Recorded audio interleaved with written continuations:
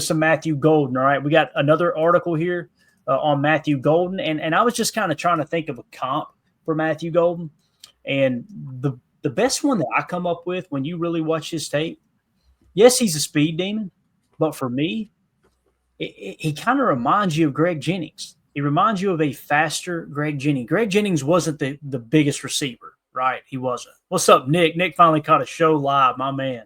Good to see you in there, Nick McSwain.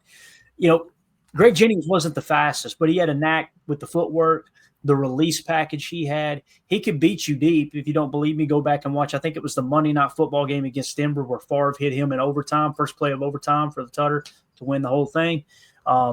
Also a master of the contested catch, able to go over the middle, take a shot, hold on to the football. Yeah, strong hands for sure. So Packers drafted the perfect wide receiver for Jordan Love. For 23 years, the Green Bay Packers have already drafted wide receiver in the first round. You guys know this. Fans embrace day two gems like Greg Jennings, Jordy Nelson, and Devontae Adams. But in 2025, Goody broke the streak, selecting Texas speedster Matthew Golden at pick 23, a perfect weapon to elevate Jordan Love offense. Here's why. As you see the shot of our crybaby, what's his name on ESPN? It's always Ryan Clark, right? Ryan Clark, always whining about something, right?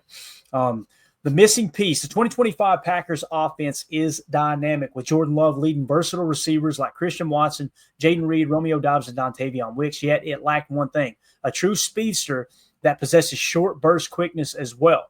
Watson has straight line speed, but Green Bay needed a 4-3 burner with quickness underneath to force defenses to adjust a role not filled since Greg Jennings' prime. Love's deep ball demanded a receiver who could erase cushions instantly while simultaneously forcing them to peek underneath, and the Packers finally went all in. I love that shot right there, by the way, with the visor, man. Got the SEC logo off the visor. You got my Kentucky Wildcat getting posterized here, Tim. It's embarrassing. Yeah. Absolutely embarrassing. Full throttle stiff arm right there from Matthew Golden. Gotta love it. Insert Matthew Golden at pick 23. The Packers nabbed Golden, whose 4.29 40-yard dash led all receivers at the NFL Combine. His 1.49 10-yard split tied for the best. Showcases explosive bursts at 5'11", 195 pounds. He's built for the NFL, but moves like a track star. His speed, faster than Jennings' 4.42, forces safeties to backpedal, reshaping defenses and unlocking the field. Tim, what do you think about that comp between him and Greg Jennings? And listen, he's got the speed to take the top off the defense, but his quick feet, as you guys have seen, that's the one thing that Jordan Love mentioned from the mini camps is this kid looks polished. They said, one word to describe him. He said polished.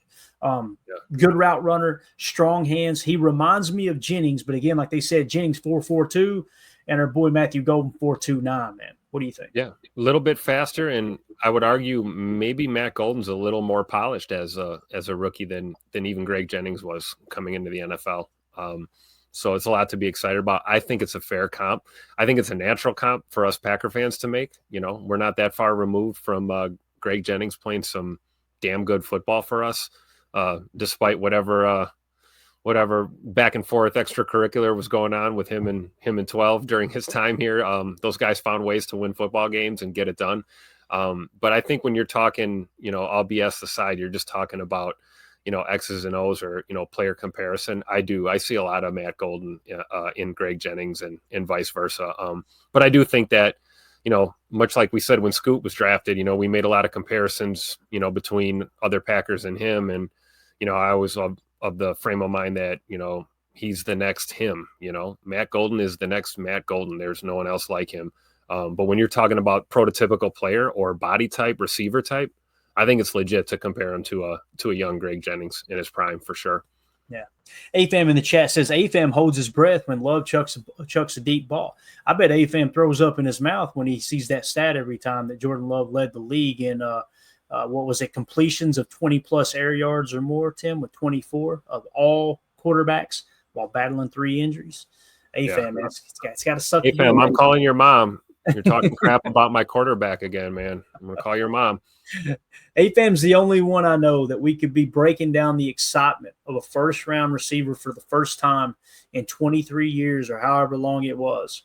And he bashes the quarterback while we do it. Got to love it. So, all right, game-breaking speed. Golden's speed translates on tape. His sudden release obliterates cushions with his 1-4-9 split, letting him close gaps before defenders react. A quick fake, and he's past corners, outrunning safeties. Defenses will need bracket coverage, but Golden's subtle moves can bait a false step, turning deep shots into touchdowns. He will stretch defenses, creating space for Jaden Reed and Tucker Kraft underneath. That's something we haven't talked about enough, Tim, is how when you put him on the field, and all it takes is, listen, I don't think NFL defenses are going to respect him right out of the gate. He's going to have to go out there and prove it.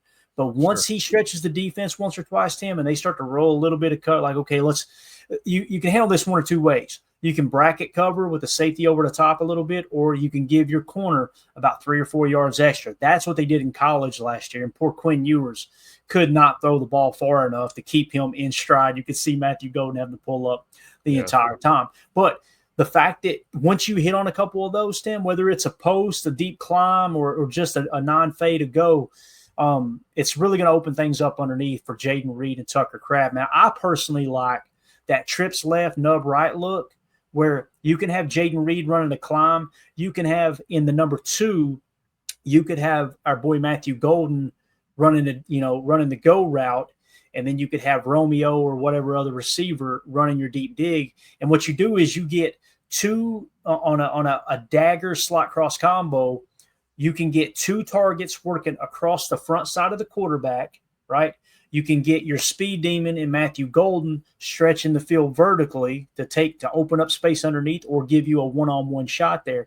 And then you have Tucker Kraft meshing against that on a shallow cross underneath, maybe even after a chip block to give Jordan enough time to take that shot throw if they decide to get a little bit aggressive. Man, it's exciting to think about what this could open up. Yeah, I agree. And I think you're right about, defenses when it comes to addressing not just Matthew Golden, but any, first round rookie receiver in the league. I'm sure my boy Jaden Higgins is going to deal with it too. Respect is earned in this league. It's not given. Defenses might respect the speed because it's on tape, right? It's in the scouting report, but he's going to have to show it. And I think you're right. It's going to take a handful of plays like that for him to win those matchups before you start seeing defenses rotating coverage and accounting for them. Yeah.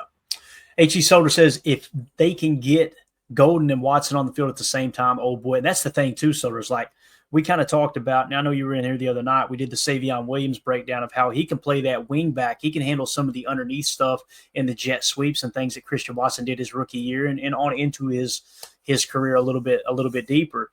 While Christian Watson gets healthy, Savion can handle that aspect and let Matthew Golden handle the deep Z stuff, the speed Z stuff, right?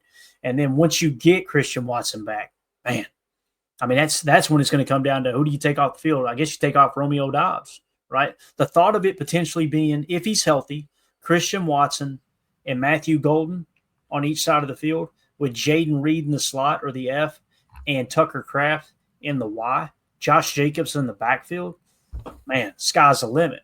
We just got to pray to sweet baby Jesus that our boy Christian Watson gets fully healthy and there's nothing lingering with that ACL for sure. But I'm with you. My gut's telling me Scoot's ahead of schedule, man. I think it's going to be sooner than we think for sure. I agree. All right, look at that grab right there, by the way. That one-handed grab. No big deal. Yeah, not a big deal at all. Is that Drew Rosenhaus back here in the background going, yeah, I need to get that dude under contract quick. Right. He's thinking, man, when's the next time I'm going to be in Green Bay? I got to go to Republic, get a steak again, It's so funny, man, just sitting at the table next to Drew Rosenhaus eating a steak. I was just thinking, the first time I remember Drew Rosenhaus, I didn't know he was behind the scenes helping with Jerry Maguire, but the first memory I have of him was him being T.O.'s agent as T.O. was doing sit-ups in his driveway back in the day when he was about to run himself out. I'm fully convinced Jerry Maguire is loosely based on Drew Rosenhaus. Oh, it definitely is. It definitely is. You had Ben Roethlisberger's his agent, if I remember correctly, I can't think of his name right now, his longtime agent was the one who kind of played the Jerry Maguire role. Like he was the one helping Jerry with that. Yeah. And Drew Rosenhaus was helping our boy Jay Moore with his character, which is more brash, more aggressive agent. So yeah, really, really cool. That's a great movie, by the way, if you guys haven't seen it. It's awesome. Beyond deep routes, Golden isn't just a go route specialist. In the red zone, he earned 31%. I repeat, 31% of his Texas targets came in the red zone, showing coaches trust. His patience and smart releases exploit defenders' blind spots. He pushes vertically, then bursts into slants or corners. Golden high points passes, securing them through contact, blending speed, agility, and smarts to win in tight spaces. The thing you'll notice on the tape, too, when we get to it here in a second, is he just has this unique ability to time the high points so well. To be a smaller receiver at 5'11", you expect a 6'2", 6'3" receiver to be able to high point a ball. You see someone who's 5'11", it's rare that you get a guy who's so good at timing that, because there's less room for error, obviously, not being a bigger body receiver. All right, moving along. Clutch performer. Golden shines brightest in the big moments. In the 2024 college football playoffs, he racked up 19 catches for 411 yards, averaging 3.37 yards per route ran. His route running, like on deep comebacks, is elite. He sells the go route, then stops on a dime for easy separation. You'll see that on the tape here in a second. His versatility makes him a 3-level threat, deployable anywhere by Matt LaFleur. Guys, he can play the X, he can play the Z, he can play the F. Going to take some time to understand the choice routes in Matt LaFleur's offense in order to really embed yourself in the F. But once he does get to that point, him and Jaden Reed are going to become so interchangeable. So, when you look at the PFF grades, obviously we've talked about this. He was only in college for 3 years, and what you're getting is a guy who is ascending, entering the league. It's absolutely paramount, according to Greg Cosell, that you want a guy who has shown progression every year. And it's like, okay, you're expecting him to take another step when he goes to the NFL. He's going to continue to refine his game. And then that's where it's up to the coaches to determine, all right, how do we want to deploy them within our offense or defense? But the PFF grades 65, 68, then 74, playing his best football. I wish we had the weekly breakdown, because I think his highest graded game all season long, according to PFF, was the SEC championship. So plays his best ball. Tim, when the stakes are the highest, it seems like. Imagine what he's going to look like with a real quarterback throwing him the ball. It's going to be incredible. Exactly. And real similar to Bird. When we had Jaden Reed, he kind of struggled a little and then was peaking going into the draft. And it's a reason why we picked him up, right? It's a formula for success, man. You want the hot hand coming into your rookie year for sure. Mm-hmm. Ron Sample says, how different are choice routes between systems? I mean, it depends on how far apart the systems are. Like if you've got, let's go college for a second, okay? Let's say that Steve Sarkisian in Texas, and I don't know if he did or not, but let's just assume that he played a lot of nasty splits, right? And we did see a lot of motion. He used a lot of motion similar to what Matt LaFleur used in Green Bay. That's probably what kind of made Green Bay fall a little more in love with Matthew Golden. Now let's go over to Tennessee. It's right down the road from where I'm at. I root for Tennessee every game but one every year, right? I grew up a Kentucky fan. Usually we're getting our butts kicked by Tennessee. That's just the way it goes.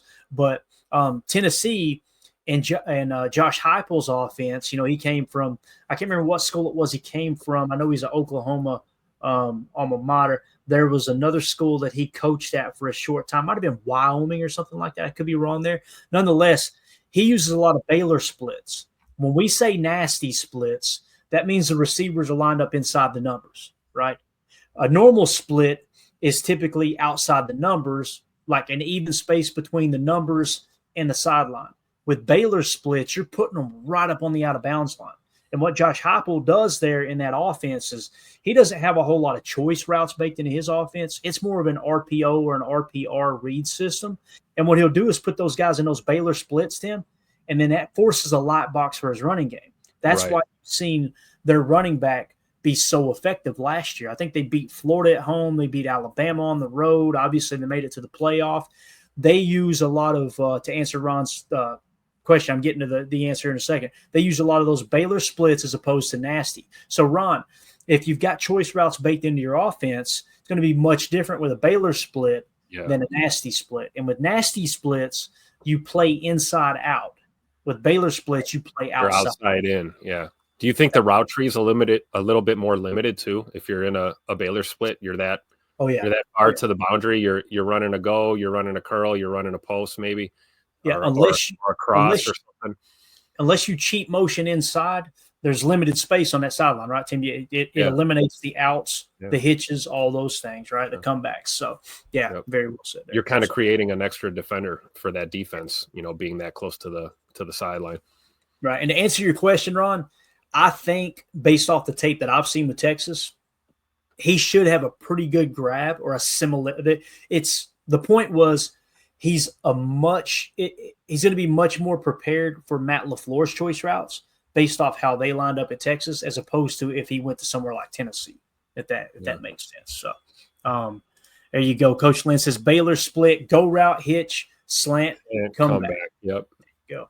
Yep. All right. The perfect fit. Drafting Golden wasn't about ending a trend. It completed a near elite offense. Speed, red zone savvy, and big game mentality are what Love needed. Golden makes everyone better, from Reed to Watson to Kraft. With him in the green and gold, the Packers aren't just contenders. They're a nightmare for the NFL, built to dominate for years. And the thing that stood out to me, Tim, as I read that last part there that was generated, if you'll remember, what's his name?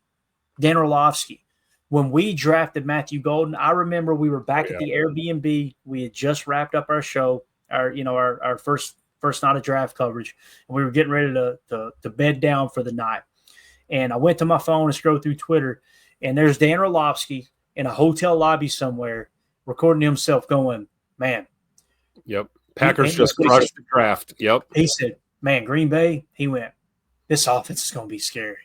Talking about the addition of Matthew Golden. So very, very excited about where they're going, man. I agree. I remember that night. That was probably about an hour after I finally got over the fact that we didn't draft Jaden Higgins. But right. Let me tell you, as a guy who was totally standing for Jaden Higgins, I was pretty happy that Matthew Golden ended up being the guy that we picked. If you're going to go receiver in the first round, that was best available, right? We know that. Yeah, it's one of those things that it may not have necessarily been the best available on our board at the time. I mean, we had Matthew Golden fairly high. We definitely had a first-round grade on him. But we had, if I can find it, it'd be a mess trying to flip this thing over. I got to do it, though. It's going to bother me if I don't.